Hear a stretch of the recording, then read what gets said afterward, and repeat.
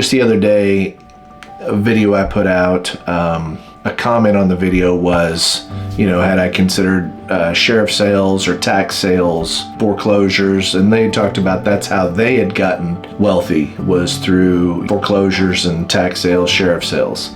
And that's the beauty of real estate, is there's no one way to do it. It's a wide open sea of opportunity. A lot of times I get very narrow focused and I tell you about my way. And my way, I've experienced a lot of success. I have a portfolio of 39 properties, 20 of which are on Section 8. It's allowed me to retire early. Having that ability to provide a retirement for me without being dependent upon anything else is something I'm grateful for. But there's many, many ways to win with real estate investing. That's the way they had their success. My success is through single family houses. And I mean, you may be commercial real estate. There's a whole lot of fear in commercial real estate right now, but the fact is, it's very straightforward. It's based upon the income.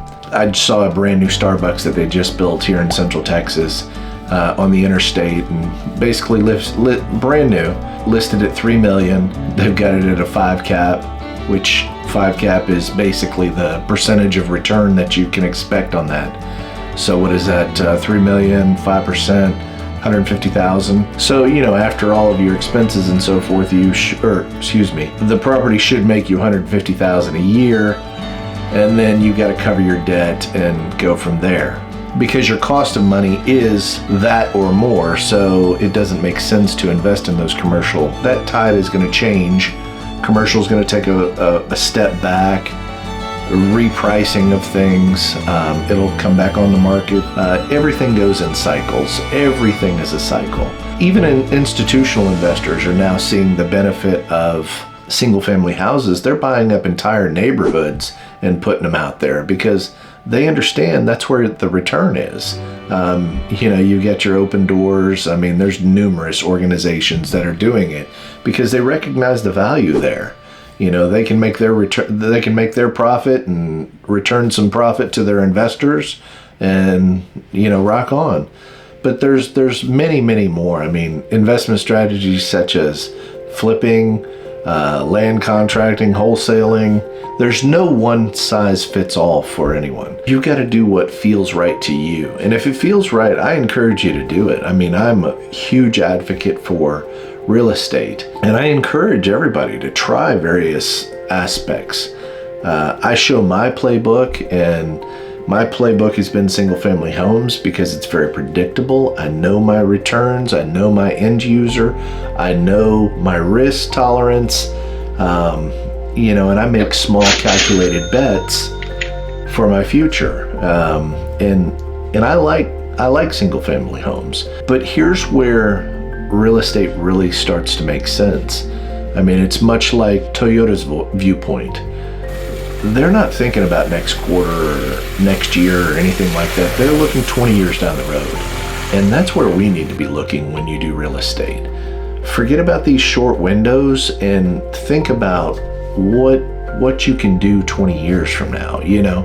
What's your return going to be on it? And your debt's going to be paid down. You're going to have tons of equity in it. Your cash flow is going to be great. If we'll stop looking at these small time windows, 1 year, 2 years, 3 years, all of this falls into position. My portfolio wasn't built in a year or 2 years or anything like that. I didn't get to retire overnight, and we need to get that mentality out of our head. I've worked a job forever, and I've taken the money I had available, both my wife and I, and we have no partners, no outside investors. It's all our money, and we've calculated and very strategically made these bets into homes. We know that return's going to be there, even with vacancies and capital expenditures, which is expenses that you're not planning for, or expenses you are planning for rather. Holding for those too, we're providing a safety net for us, so when things are not on track or not scheduled just perfect, we have those rainy day funds there available for us so that we can be successful long term. Cash really makes everything function much better, because you've got to have cash in the business to do business. It doesn't matter if, you've got all this equity here and or don't have equity if you don't have cash. I really want people to have the same mentality in real estate investing that Toyota has for cars in their industry.